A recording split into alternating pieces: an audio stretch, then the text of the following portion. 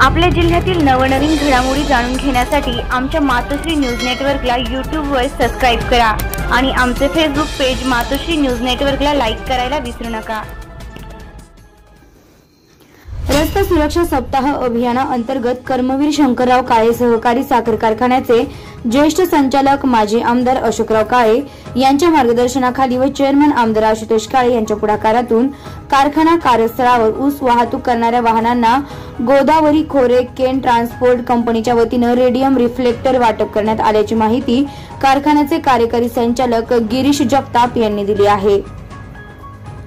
रस्ता सुरक्षा सप्ताह अभियानाअंतर्गत नुकतेच कर्मवीर शंकरराव काळे सहकारी साखर कारखाना कार्यस्थळावर कोपरगाव ग्रामीण पोलीस स्टेशनचे पोलीस निरीक्षक दौलतराव जाधव यांच्या हस्ते ऊस वाहतूक करणाऱ्या वाहनांना रिफ्लेक्टर वाटप करण्यात आले। यावेळी कारखान्याचे जनरल मॅनेजर सुनील कोल्हे, शेतकी अधिकारी कैलास कापसे, गोदावरी खोरे केन ट्रान्सपोर्ट कंपनीचे जनरल मॅनेजर सोपानराव डांगे, संचालक ज्ञानेश्वर हाळनोर, सुरेगावचे पोलीस पाटील संजय वाबळे आदी मान्यवर उपस्थित होते। प्रतिनिधी मधुकर वक्ते, मातोश्री न्यूज नेटवर्क, कोपरगाव।